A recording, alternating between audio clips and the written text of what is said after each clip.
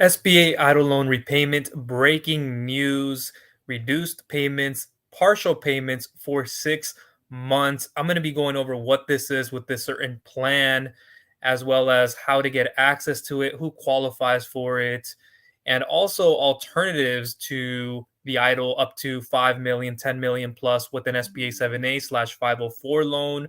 You have alternatives to those up to 5 million and so forth without collateral, no hard credit checks, bad credit is acceptable. And get this, you don't even need to have business credit established. And then some 0% interest for 6 to 18 months through business credit lines that you can use and leverage for certain investments. That can be something you add on top of these other alternatives or just go at it alone. My name is Michael with Viral Funding Solutions. I'm a business loan broker expert who's been doing this for quite some time, helping out a lot of industries get the right type of financing.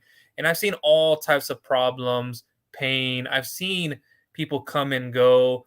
They think they feel entitled or they deserve this, and which you should deserve something better. But where are we currently and where should we get you to, and so much more. So, what I have here on the screen, partially, and I'm going to get into it full screen in just a second, is the update that is going on with the administration for those of you who are enduring hardships, making those repayments.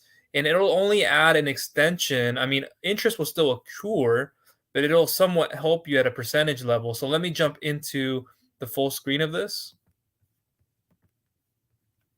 So there are options for borrowers facing financial hardship. Note the 30-month COVID-19 EIDL deferment period will not be extended due to this. COVID-19 EIDL is not forgivable. So for those of you who have been asking me those questions, this is what it is. It is not an extension.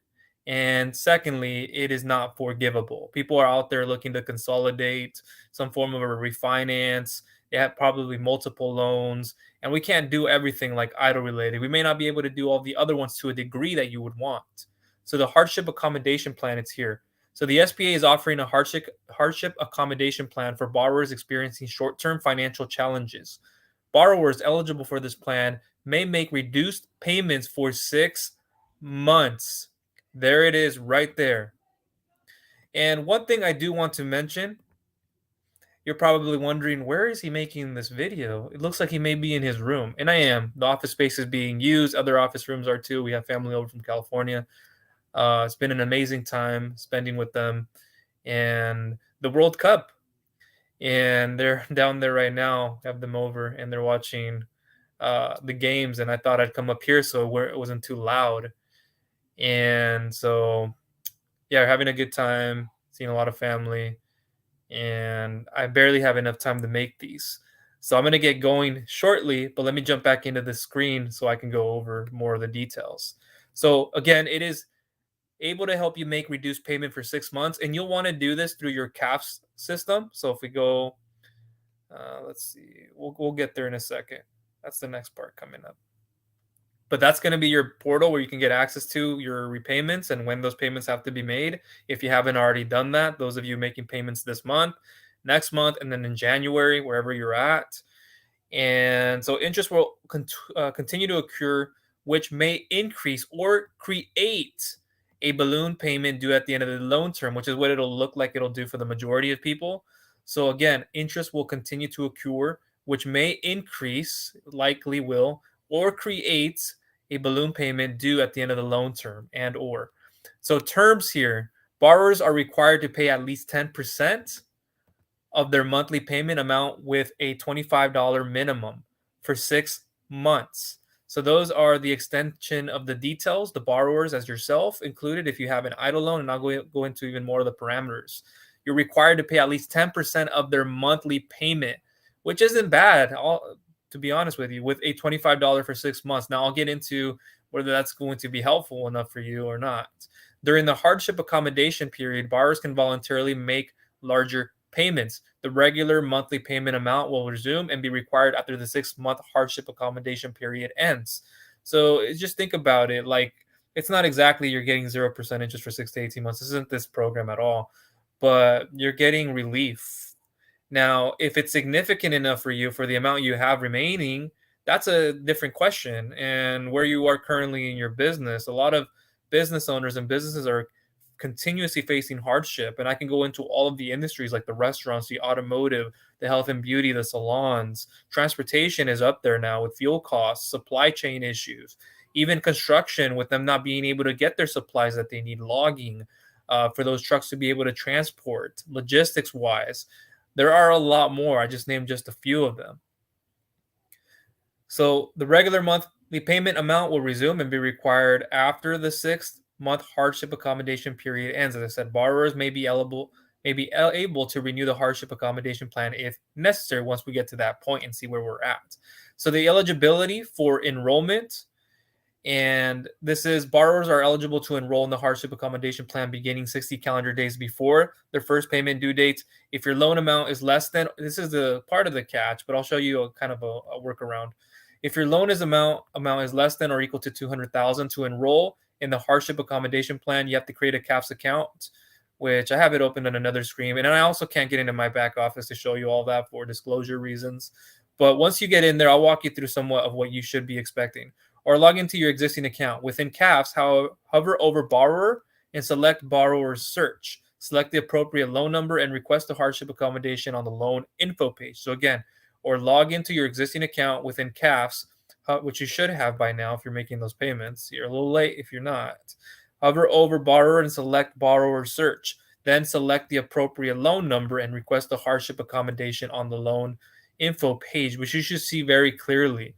And over here, if your loan amount exceeds 200,000 to apply, contact the COVID-19 EIDL Servicing Center at this number, which is now listed at 833-853-5638. That may change. That may be an additional number on top of others because they are getting quite busy and the wait time, and I'll get into that in a moment. Or you can email disaster customer service at sba.gov and include in parentheses hardship accommodation plan in your subject line. Very important. Let me move this. So you're probably like, yes, I thought it was only for those 200,000 and below, but it turns out that it is possible, but you just have to call in to accommodate or you have to email. I would do the two, especially if you can't get on the phone with them. They have you on hold. There are people who've been on hold, people who I've helped out, and others who have been on the phone for about 1.5 to 2.5 or so hours. And you know how this can go, especially dealing with anything government related. They don't always pick up your call right away because there's a lot of people. It's almost like, not exactly, but if you're calling into your own banking institution for making a payment, or you're having to ask about some type of an inquiry or something they're going to put you on the line for, and then you start hearing that like that little music in the background. I think you guys know which one I'm talking about. But there's a lot of them. So just be mindful of those individuals who may not be able to pick up your call. It's like me saying, hey, just give me a call out of the blue and I'll pick up a phone call. I mean, no, I don't normally do that. Now, if I've worked with you for some time and I know you, like, hey, I know them also personally. Hey, this is them. And I had a phone call last night. If you're in here watching, I won't say the name, but more so to the behavior. It's like, hey, I was with family. I just had to let him know, hey, I'm with family, so I have to make this rather quickly. And then I let them share with me what they had going on, and we just wrapped it up in less than a minute. I had to give some kind of clarity, and then what the next step was on, making an appointment, which is very standard. And again, I don't just pick up phone calls from anybody and everybody, especially at a moment like that when I'm around family. But I wasn't really I was just on my phone a little bit scrolling for the second. But yeah, you can feel free to reach out to me down below. If it's not there right now on the live, in the replay, I'll have the description and you can fill out a questionnaire form. So I'll get into some of the alternatives in a moment. But if the EIDL is not going to work for you, if you want an additional amount of financing, I can help you with that. And I'll leave that questionnaire down below. Please fill that out, and I'll give you a very personalized and customized email response on those best funding options, thoroughly broken down like nobody else can. Nobody else has business doing it. And I'll show you what you can and can't qualify. So there's an advantage there. So you're not questioning, okay, is this person legit? There has to be something I can qualify for. This guy's full of BS. And it's not like that. It's usually the person that has to look themselves in the mirror and say, well, yeah, I'm not going to qualify for this stuff. So what do I got to do? But are you going to take the necessary steps to make those changes? That's another question. So now, before I go into too much on a tangent, So there you see if your loan exceeds 200,000 to apply, contact COVID-19 EIDL Servicing Center, and you have the number there. I'll try to list it down below if possible, or I might leave this as a resource, or the disaster customer service at sba.gov email, and include again in the subject line quotation marks. You don't have to put quotation marks exactly, but hardship accommodation plan. And what that does is then we'll be able to see it quickly and go, oh, this person needs to get their repayment readjusted. Let's look at it. Let's look at it into their file. It's priority number one. That's what they're jumping on top of. And if you're not, you do it later rather than now, then it's gonna come back to bite you. If it's that's the problem. If it's not a problem making the repayments, you're like, yeah, this is whatever. And then for those of you who are seeing that you have 200,000 equal to or less than that, may have a red button in your CAFS portal that you can access. Now, for those of you who don't have it, it may be that you have 200, your loan amount exceeds 200,000, or it just hasn't come in. But if that's not there, you have an alternative way of looking at it and being able to get in contact. So that's what I want to mention there. I have my own document that I put together that I now want to look through. And so you might not be able to see it very quickly on your screen, but let me move this to the side and access that. And then I'll do one more and then we'll close up shop here. So I already went over in my document here that we have to make partial payments for 6 months, as little as 10% of your monthly repayment going towards that. And you should be able to click on the enroll hardship economic plan. You'll see in the details once you go into your CAF system, your portal. And I already went over the important notes on all of that, the deferred or the reduced payments, I should say, not deferred, for 6 months. Interest will continue to accrue. The 30-month COVID-19 EIDL deferment period is not being extended. As I said earlier, you're required to make a minimum payment of 10% of your monthly payment amount with that $25 minimum for the 6 months. And when you go through all that, if you decide to make those partial payments, the changes will then be reflected on there right away, immediately. And it'll show the reduced schedule for you over the time, like you should be seeing before. It'll show you those dates and like how it goes accordingly and what's being reduced. So I already went over who's eligible. In pretty much 200,000 equal to or less than, and if not more, those will also be looked at on a per case basis and see what you have available. But I believe that is everything I wanted to cover on the EIDL side of the equation. Now let me jump into another document here. In this one, yes, I'm gonna actually put this one there. Let's do this one second.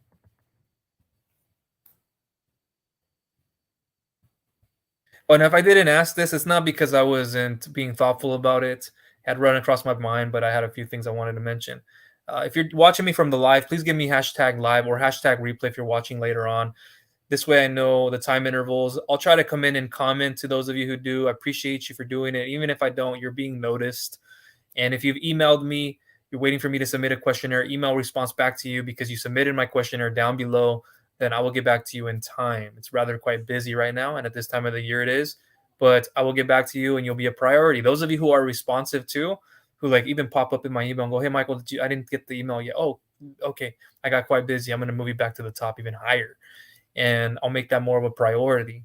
And so for those of you who give feedback, for those of you who take the time to make that connection with me, are going to go to another realm and in a good way. Like you guys are going to be brought up higher. Now, those of you who are just tire kickers, filling out forms and just seeing what this guy's all about, but never being responsive to anything. I'm not saying you have to speak to me over a phone call. I'm just saying, can you email me? Can you go over that questionnaire and then give me feedback? People just view things, and I can see who view things.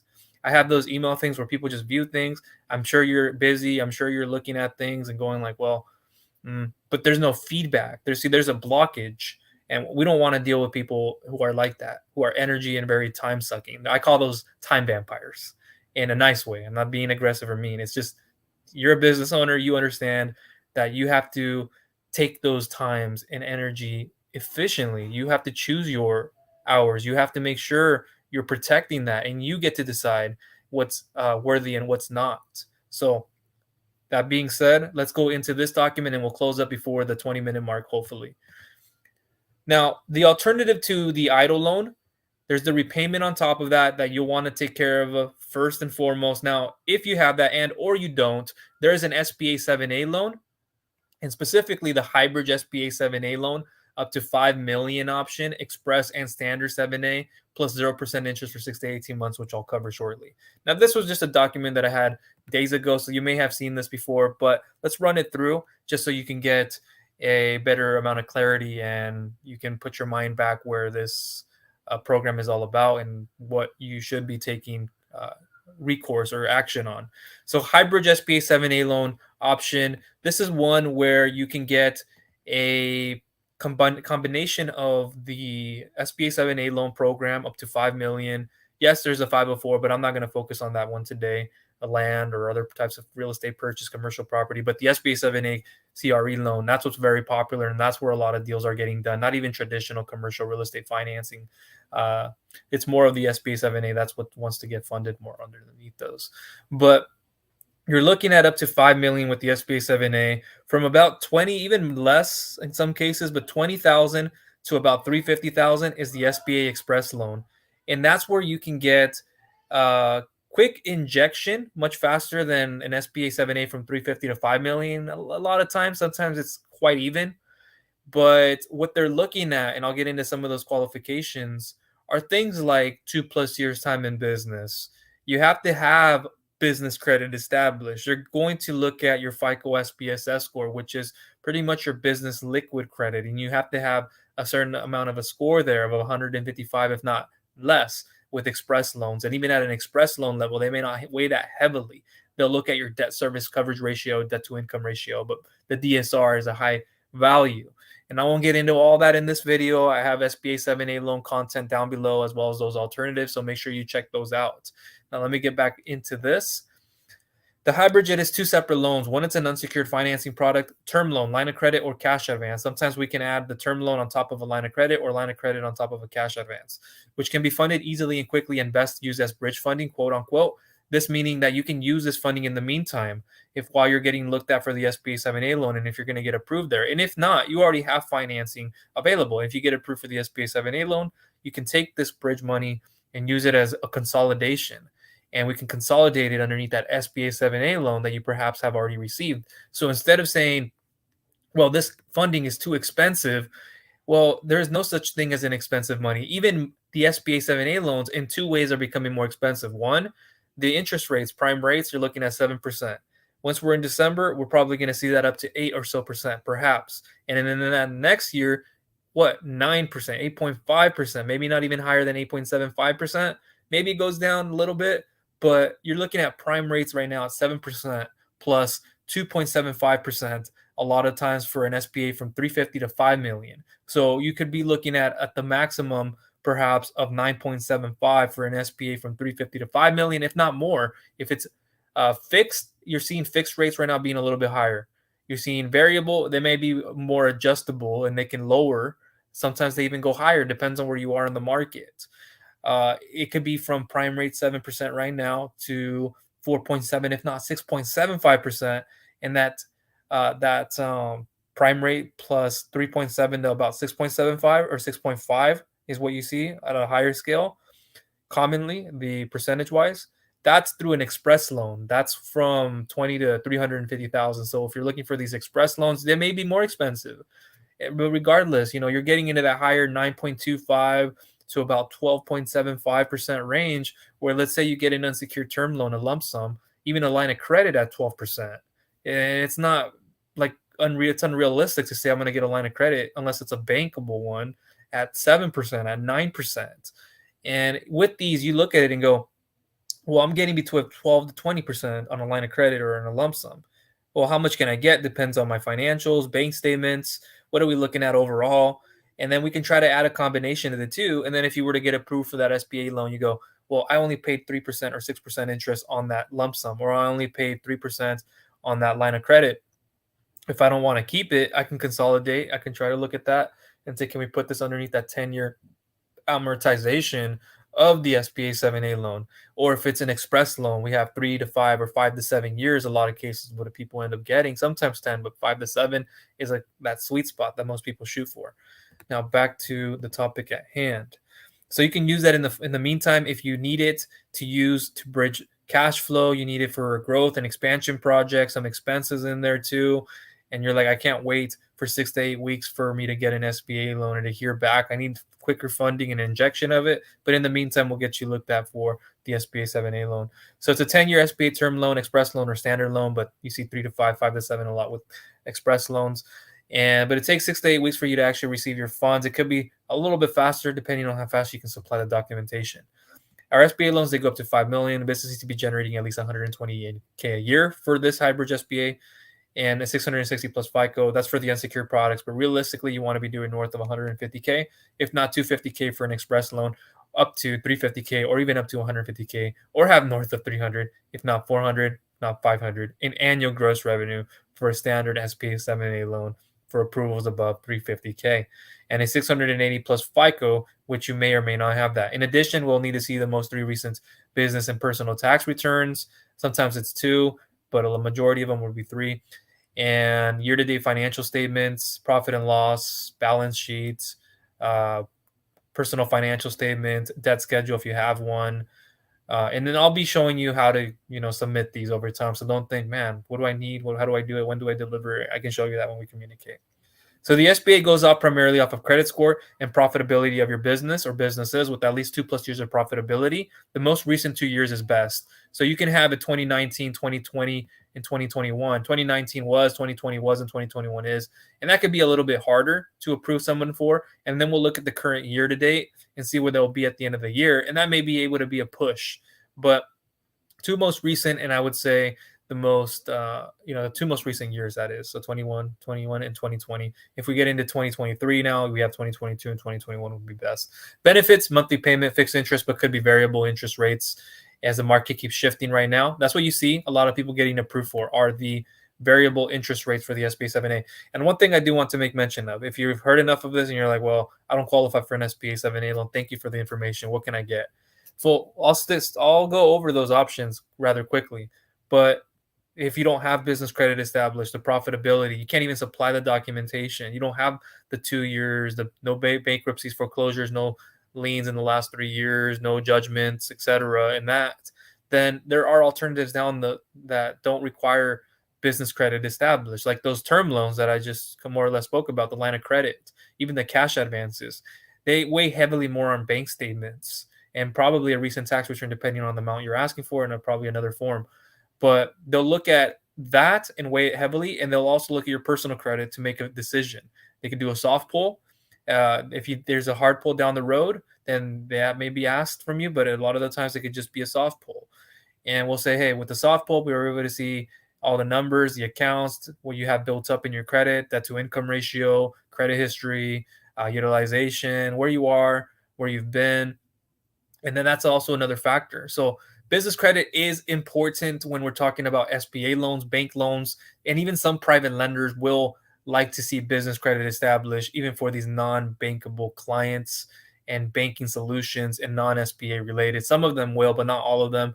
We can get you in if you don't have any business credit established, but you meet the qualifications for revenue credit, personally, time in business, and all else included to give you a solution there. And it's not always going to be, increasing, having business credit is best, because even with those private lenders, they'll have like monthly and weekly payments, sometimes daily, but monthly you want to shoot for a lot of the time. Depends on your situation, of course.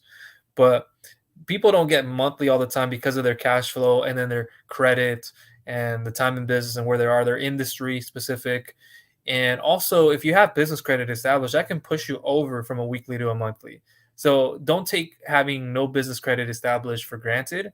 No, not necessarily do you need to have it, because we'll look at your personal credit, your revenue, and see if this is strong enough to see, okay, well, what can we do for you? But back to this and we'll close up. I know we're over the 20-minute mark. Let's try to close up here soon. So prime rates, we kind of more or less went into it, how you can get into like the 9.25 to 12.75, even higher as we move up. You can still apply if you have an EIDL loan, as it doesn't affect it. And if you have merchant cash advances or other loans, SBA can look to consolidate, as mentioned. We just have to see how much remaining balance you have, if there is any. Approvals factors are all documents like personal loans, business tax returns, year-to-date financials, profit and loss, etc. But commonly you see between 10 to 50%, if not 20% of your annual gross revenue / sales approved for. But since it is SBA and we factor more documents, approvals can be lower or higher.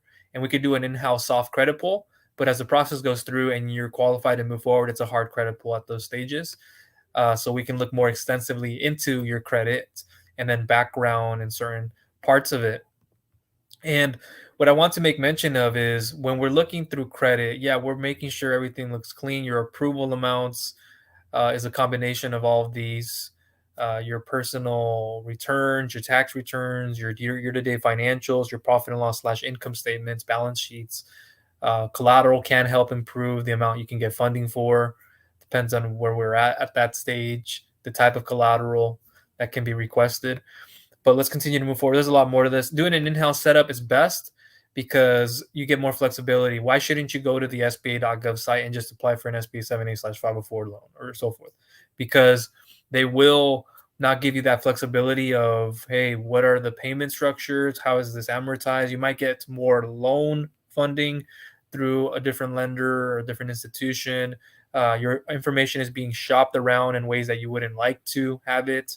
Maybe it's being pulled different ways from going through the SBA.gov site. It's handed off to somebody who's more old school, who's requesting collateral or something on your home, which another lender wouldn't request something like that to that degree, or they're going to be more flexible in the type of payment structure, discounts or prepayment penalties. And there's so much more. The credit monitoring committee, there are a lot more advantages. Now, it may be a disadvantage. It not necessarily is it by a law or is it even a difference, but rates, I mean, it's not even a big difference if you went to your bank and you did it over here online with a bank or a non-banking solution. It's not even significant, not even by 0.5 or so. It's not going to be like a significant higher difference. But even if it were, you get more advantages here. In the partnership you have, longer term, it's really going to show, especially when you're looking for other forms of financing that you can't get normally through your bank, or you're trying to get approved for things in different ways that they wouldn't approve you for. And the extensive underwriting process when you go to a bank and all the documentation they would need on top of this and so much more, you have to consider that. Now back to this. Credit, profitability, utilization. I would keep your debt to income ratio less than 43%. If you can be 30% and below, we're in a good spot. And that will increase the amount that you could look to get approved for, even on just the personal side. And lower numbers are best. Low credit utilization, less than 30%, I'd say. Keep it between 1 to 7% per credit card if you have multiple ones. And there's obviously a total number that is associated with that if you have multiple cards. But keep it very minimal inquiries, nothing bad on your credit reports like late payments, history of bounces. Charge-offs, of course, are a huge one. Making sure you're able to fulfill on your debt payments, negative business cash flow, tax liens, and so on. Hard credit pulls for this program, but we can do an in-house underwriting look before pulling hard. Plus, you have to demonstrate significant use for these funds for growth and expansion and not just recovery like the EIDL loan. And that's where it differs. If you're eligible for this, and let's say you have 50-50 split, or you have a higher use for refinancing, consolidating, as opposed to using this for growth and expansion. Well, even if it's minimal at 10 to 20%, that's possible. We just have to see how you're cash flowing. But the lender and myself, we will always ask, what is your plan to use these funds? So you should come ready saying, hey, I'm going to take my gross profit margins, hopefully from the 10 to 20% to about 50%, 70%. And then in 6 months' time, and then in a year from now, and about 2 years from now, if we're giving you 10 years, like where will you be down the road? Where do you think you'll be in your profit margins? What are you exactly going to be using these funds for 3 years down the road for any occurring inventory issues, building maintenance, hiring more people? We're going to grow in the next 2 years. We need more equipment. There are many more reasons for that. And I've dealt with them all, the majority of them. And so I'd say you need to have at least business credit established for the SBA, at least have a decent paydex score and built with the 3 business credit bureaus and have some accounts reporting. A 155 FICO SPSS business liquid credit, but sometimes can override the 155 when you are getting over 350K. And that can be less of a factor, but it's still there. Have business credit established, and if cash flow looks clean, you can strengthen your business experience like you have with your FICO credit score, revenue, and more. Collateral is not the primary part of the SBA uses to determine if you get approved. Rather, it's cash flow first, equity, liquidity, and then it's collateral. And they heavily love accounts receivable financing. Yes, real estate, you have other forms of equipment and so forth.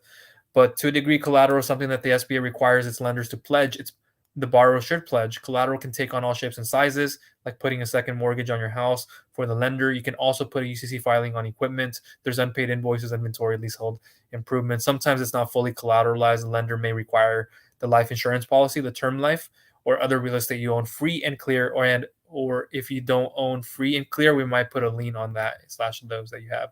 Any loan over 25K, it's usually secured with collateral. But like I said, every lender is different. Not everyone will require you to put up pledge collateral and in the format. You won't get declined for lack of collateral, but they might want to see an assets and liability sheets, balance sheets, obviously on that. Also, don't have issues with these public records. No bankruptcies or foreclosures in the past 3 years. No outstanding collections. No open tax liens. No recent 30-plus day late payments. Cash flow, sufficient business and personal cash flow to service all debt payments, demonstrated by 2 years of tax returns, credit reports, and interim financial data. SBA specific criteria, no felonies, no delinquencies, under default on government loans. You can't use the SBA loan for investment property uses, such as an apartment complex, single family homes, or any kind of commercial real estate that is not owner occupied. So forget about, well, I'm in real estate. Can I get it for an Airbnb and I need to do this rental thing? No, a lot of the times they're going to decline that. Documents needed, and you can email them to me. Depends on how I send you it in the questionnaire form. The current year, 2021 business bank statements, that's last year. So I'll need those for 2023. I'll need 2022s. And if we bleed into 2021, so half and half, it'll likely look like 2022 recent 6 months of bank statements, 2020 and 2021 profit and loss balance sheets, year-to-date profit and loss and balance sheet, at least quarter 1 through quarter 3, where we are. Previous 3 years, and it depends on where we are in that year. Previous 3 years of business and personal tax returns, aging /AR/AP reports, if applicable, business debt schedule, if you have any debt. Application, send via hello sign. I will have attached it. I'll show you if I do or not. That's the difference of each person. Personal financial statement, that's what we'll need. PFS form attached. The NBC debt schedule, depending on where we take this, which part of an in-house setup are we doing, that'll depend on where we go. Directly, indirectly, I have already those partnerships indirectly anyway, so there's a huge advantage going through this indirect route that gives you a better in-house look and then more flexibility, and then the partnerships we know with my team, myself, and everybody included. And if you meet these requirements and are willing to be patient enough to send me your documentation via email for what's asked for right above, and don't mind waiting months to get your funds from the SBA, then we can explore this option. But also remember, we can evaluate you for the term loan, cash advance, and or the line of credit in the meantime, get you those funds earlier and use them for what you need for that project or projects or what it needs to be cleared. We're still evaluating you for the SBA. I already went over some of these options here. Just wanted to reiterate what would be needed. Sometimes it's different depending on per lender cases, but for the majority, it is all there. So we are over the 30-minute mark. I'm going to quickly go into some of these alternatives to the SBA 7A and we'll close up. So you got to see more or less the SBA 7A loan program. And there are different setups for different lenders and different in-house looks through those lenders and who already have those partnerships with. SBA 7A CRE loans, SBA 504 loans. Are we looking at just an SBA 7A loan, but you want to be looked at to at least see what you can get approved for bridge funding? I told an individual this yesterday, and I've said it before, and I will continue to say this. You may already have funding out there. You may be looking for more, just an SBA. You're just trying to look at consolidating it, and you don't care about any kind of bridge funding. But think about it. If we could do a soft pull initially and no hard pull whatsoever, it wouldn't hurt to at least see what you could qualify for, would it? I don't think so. Wouldn't you want to know if you can qualify for a certain amount? Or, hey, you're around this ballpark. What would be the contingency and the parameters of taking this? At least I know I don't have to have it. Now, if you need it, go for it. If you feel like you're going to be here in about 3 weeks, you're going to say, oh, I don't have the SBA loan yet. I really needed that $80,000. Okay, I can make use of that. But don't be that person who goes, hey, we approved you for a line of credit and or a term loan and or a cash advance. And then go, well, yeah, it really isn't enough, so I don't really need it. And I get it. It may not be enough to take, so it may not even make sense. But guess what? With a line of credit, at least it just sits there. If you use it, you use it. If you don't, you don't. A lump sum, it's different. Now, if you didn't get, like you were shooting for, let's say 110,000, but you were only approved for 80,000 on a lump sum. A line of credit only approved you for 20,000. Oh, well, yeah, I didn't get to 110,000. I was short by 10K. Well, don't look at it that way. Look at it like, how can you use these funds, if there's some potential growth, the return on your investment is there. If there's no return on your investment and it's only going to hurt your cash flow, so why does it make sense to take it? So always know that we can always try to add more additional funds. Add-on funds may be available. Refinance, pay off 50% of that balance. We can look at getting you additional, come back and get more. Pay it off faster, no prepayment penalty on that bridge funding. Boom, you have it clear. And then you come back and get an additional 20,000. But if you're saying it's not enough, well, you have to sometimes come back to your plan and go, now I gotta. So I wanted to get all the money at once so I can use it for all of this.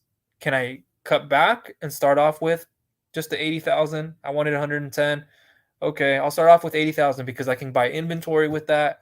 I can use this for fuel. I can use this for that, whatever it is. And then you come back and get more. Or what we do, if you can't wait that long, if that looks good enough, we add that, and then we could try to look for a credit line hybrid. We can look at credit cards. We can look at business credit cards more so than personal cards. But if those are there, okay. We can look at getting you a personal loan on top of that with installment loans, with credit cards, etc. There are other alternatives we can add on top of that, and we can try to keep it below so it's not too expensive for you. But again, there's no such thing as inexpensive, and you're running a business. You're not living, it's not a home. It might be where you're living, your business is where you're living, but think about this. You're taking that and you're growing the revenue. That's your goal too, is to grow its revenues, to help you free up more time, free up more cash flow, have more reserves in the tank. And so that'll help grow you over time. And you have to leverage the right network of people. Alternatives: unsecured term loan lines of credit, cash advances based on future receivables, equipment financing. Even at that stage, business credit can be looked at. It's not always, especially as a startup. If you've been in it for some time, it will help you, but you can weigh your personal credit more if that's high enough and there's nothing outstanding that we look at and go, well, we can't approve you for credit worthiness or for other reasons. Personal loans, startup loans are out there. Getting a lot of people those right now, personal loans / startup loans, because they qualify with stronger credit. They're realizing that, hey, if you don't work on your personal and business credit right now, you're going to be left behind in the dust come next year, beginning of January, because you're going to see the interest rates. And even if you can't qualify for lower interest rates, you're like, it doesn't matter to me. Yeah, well, it does still matter, because you could have had about 50 to 100,000 in business credit, vendor credit, and then you could have had an additional 20 or so thousand in credit lines or whatever that may come out to be. So now you are in a tight pinch, you're scrambling for funds, and you notice that you can't get approved for the amount you want. Even if you didn't get approved for the amount you want, you only got 10,000, but you had 20,000 in a business credit card, and you only needed 30,000. That person's going to be set up more than the person who doesn't even have that, and they have to like take what they can get. They're like, wow, I really wanted 15 to 20,000, but you had a low revenue month. You don't have collateral. You don't have even the personal credit. Like at that, like you don't even have the personal credit, and that's what they're going to be weighing, like your personal credits. Business credit at the SBA level, at the bank loan level, even some equipment lenders, even some private lenders for unsecured term loans and lines of credit will look at that, but not the majority of them. They'll base it off bank statements. They'll look at the personal credit, DTIs, DSCRs, a few other things included, and make a better determination of what you can get approved for. But work on that business credit. Down below in the description will be my free business credit building video series, personal credit information, credit repair if you need that. I'll have that resource. One of the best in the industry. Look down below. Been working with them. Does a great job. And for all other options, SBA EIDL alternatives, like I went into an SBA 7A 504, all cash advances, lines of credit, etc. Everything far in between. The 0% interest for 6 to 18 months, that's a credit line program. Multiple business credit cards you can stack on top of one another at 0% APR for a certain amount of time, depends on the type of credit card you receive. And then from there, you will continue to access more limits. Continue to use those credit cards in about 3 to 6 or so months, depends on the credit issuer. You can request an increase in your limit. Win-win. You go from 20 to 30, 30 to 40, 40 to 50, but you're doing this. You're consistently growing, and guess what? Your business is going to start self-funding itself. You're going to start properly cash flowing.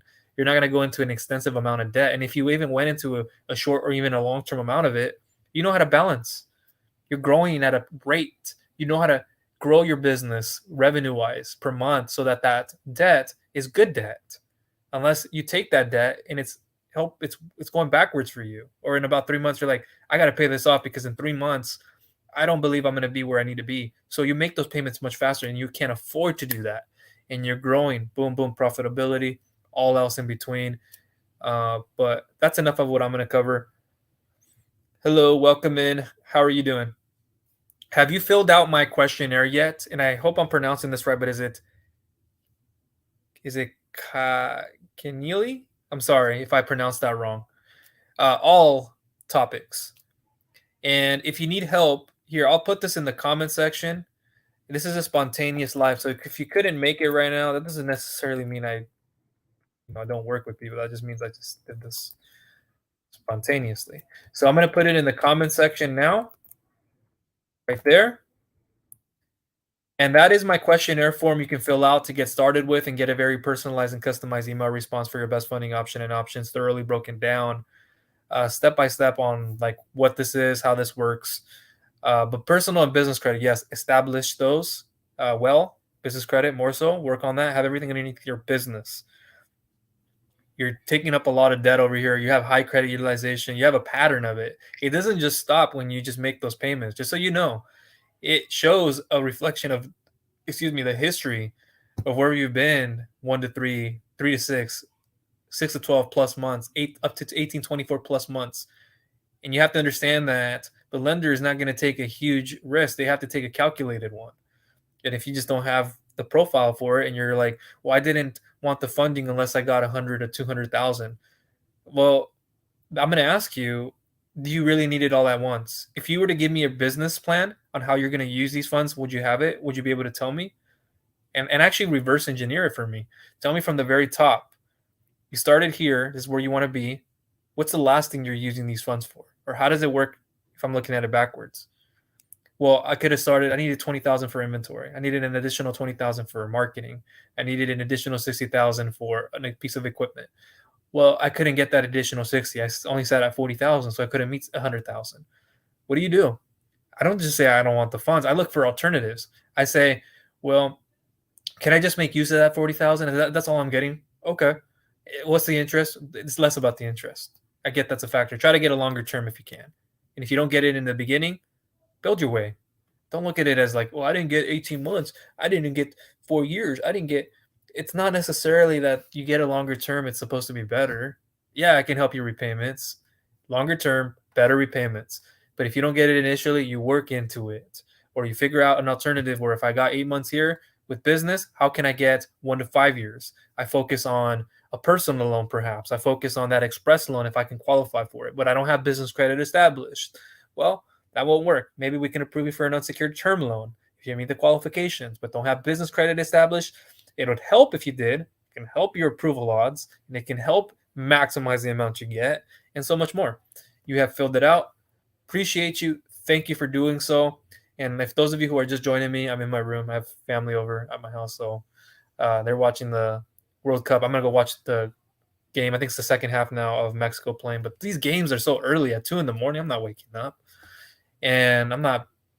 Yesterday I woke up at 4:30, went back to bed, got up at 5:15, did my routine, watched the game that I could watch, and I watched all of them honestly. But I was working and I had it on my phone. So let me go over here. Hi, Sameh. Welcome back. Will do. Look in the comments, please.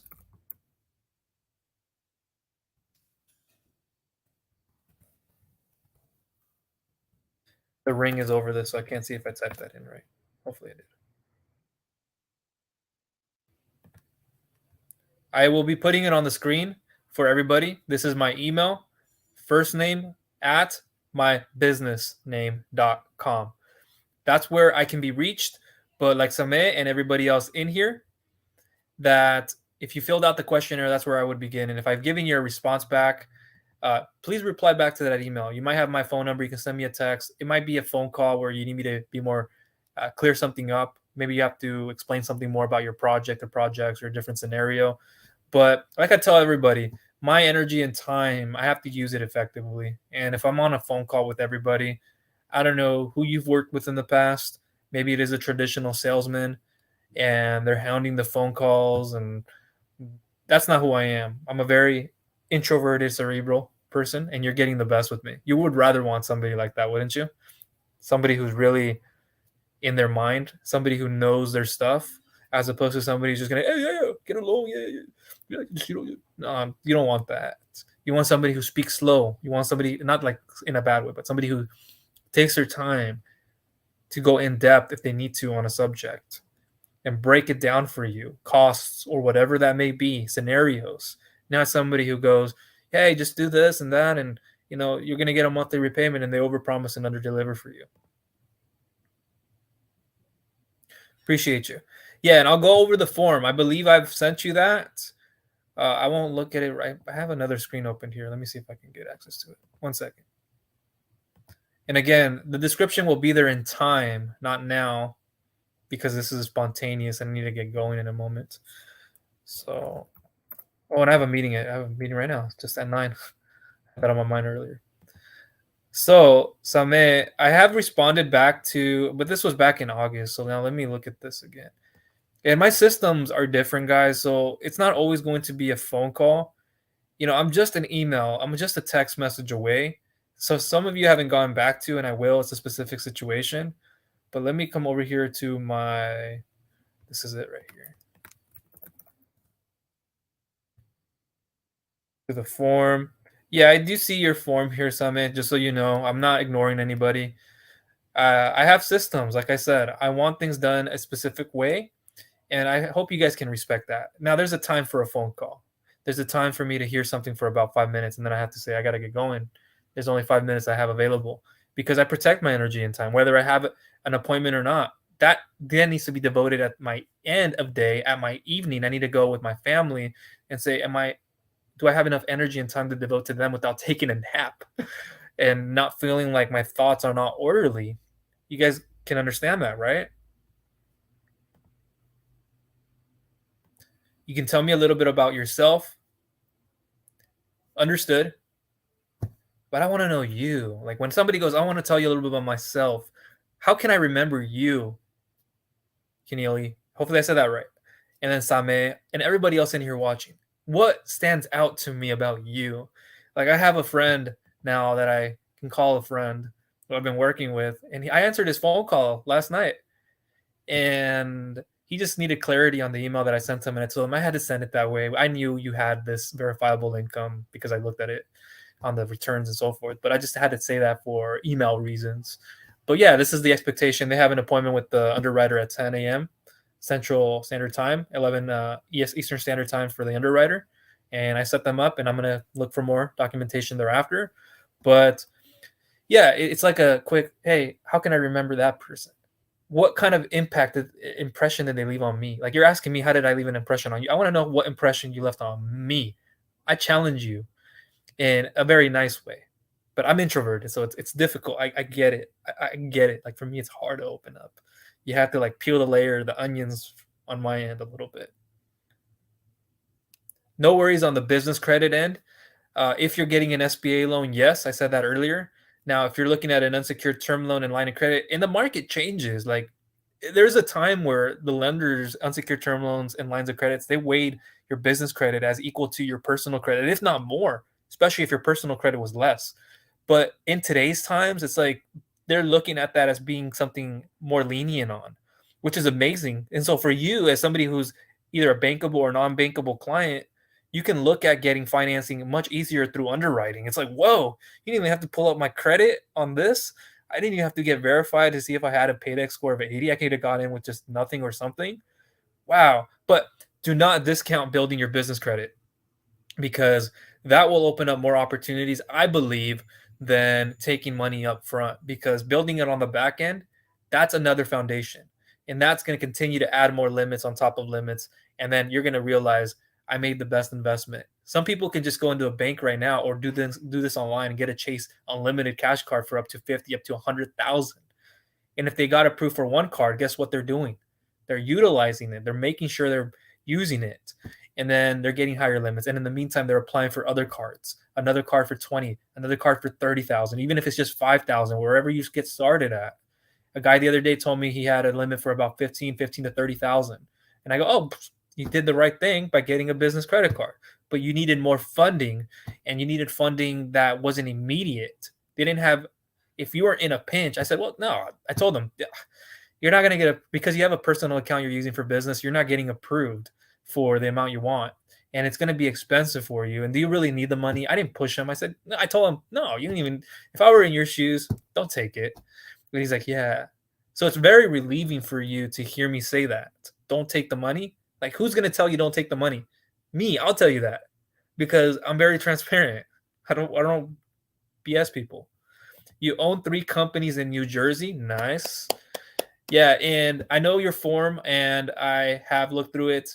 I'll try to get back to you, and I know you're gonna get to me via email, but that's cool. Not enough people can say they run multiple businesses. There are people out there trying to just start from complete scratch, and more so, what you should be doing, I would say this, is try to look at purchasing an existing business if you can. That's the market. I know I've done things like these digitally, where I go to these sites and you look at trying to buy a digital asset, a website, what's already is it cash flowing. And I look at businesses and I say, how can I tweak something? I love doing that, like the systems. They didn't do it right here, so their revenue could have been higher. Or what can I do to make that? If I pull on that lever, what would that do? And so I'm always thinking of ways like that in my mind. So over here, oh, I don't believe I read all that. You haven't worked with anyone. I have personal credit. You're looking to structure your business to get funding. Awesome. Yeah, I can work with you on that. Let me put this in the comments since I have you guys in here now. I'll put my free business credit building video series. I'm on my site. You guys can't. Maybe we'll be able to see. Is it on the right page? No. So I'll show you guys this on a different screen. I think it's this one. That's what it'll look like here. I'll put it in the comments. This is my free business credit building video series. And it'll show you the step-by-step how to get your business set up, and also what I'm using as my system and what I believe everybody should have. Like, don't do it alone. And if you do it alone, you don't know what to report. And if you're not credit monitoring, you're not using the right type of cards, and you're not building the right type of vendor credit, it's not reporting, you're not making the right payments at the payment level. That's the most important. How much purchases are you making per month? Which I won't jump into all right now. But yeah, I can help you with that on both ends too. I do a lot of that. Awesome. Yeah. After you fill out the form, and Sameh and everybody else in here, that I will evaluate it. I'll analyze it, and then I'll respond back to it. Like Sameh here knows if you've seen the form already, and it'll give you a big email usually, and it'll break down all the different options, the details, the requirements, even some ballpark numbers if necessary, with an application to that lender or brokerage or lender partnerships. And there's a reasoning why I do things the way that I do them. And because of today's market and what you can actually get approved for if you did it your own way, because you're not sure who you are applying to. You just hear about a company, you just go, yeah. But over here, like for example, we get somebody approved for 100,000 with this lender, but this one was approving them for 250 to 300,000, and they gave them 4 to 5 options. Over here, they only gave them 1 or 1 to 2, and their prepayment penalty, or they didn't have the right early payment discounts or enough of it. The rates were higher, the terms were less. So you got to be careful about who you go and apply to. But once I see that, I'll evaluate it, analyze it, respond back via email. Boom, boom. I'll likely text you that I'll follow up with you, and then let you know. And then after that, if you're unresponsive, I'll sequence you, and I'll put you into a sequence where I'm like, hey, did you see my questionnaire form? Because this isn't a joke. For me, this is energy and time that I'm manually going in there and putting these together for. And if you can't be appreciative and respectful of that, then we shouldn't even be working with one another on a personal and business level. Honestly, that's the truth. I don't have my energy and time wasted. So that will conclude everything from me in this video. Appreciate you guys for tuning in. I do have to get going. But look down below in time, the replay. We'll have the description in the comments. I put a few links in there. And just the EIDL repayments, the 6 months, the 10%, partial payments. But you think about it and you look at it over time and you go, well, wouldn't that actually be more costly if I were just to make, for the extended amount of time that I'm going to be making payments? And in a way, it is. You have to think about it. Is it worth you taking those partial payments, paying it for perhaps longer than what you are currently paying? If you answered Yes. Well, think about it. If you answered no, think about that. All right. So the balloon payment, all of that, loan maturity, consider all of that. And I'm just looking through some of my notes to make sure I didn't miss anything on my end. Let me make sure I didn't. You got to think about it on this point too. The forgetting on those 30-year loans on an idle. Anything else like home mortgage related, it's a bit different there. But I get it. We can't make our payments. We want forgiveness. That's not being presented to us. So, like, even if you cut the payments in half, you're making it almost like a 60-year repayment. But who knows? What happens after this portion of time in the 6 months. And 10% maybe doesn't mean you even pay this off in your own lifetime. And, you're going down another rabbit hole. So be very careful about how you take that. Don't just take that to take it, use it to grow and expand your revenue per month, per quarter, per year, profitability, gross profit, net operational income, and you'll be set up. So that is everything from me. Appreciate you for tuning in. Please give it a thumbs up if you found value. Share it with others who you feel will get value out of it. It can be a complete stranger, friend, or family member. And if you haven't subscribed, please click that. Please subscribe and click the bell notification icon so you do not miss any future videos I will be coming out with. That's it for now. Talk soon.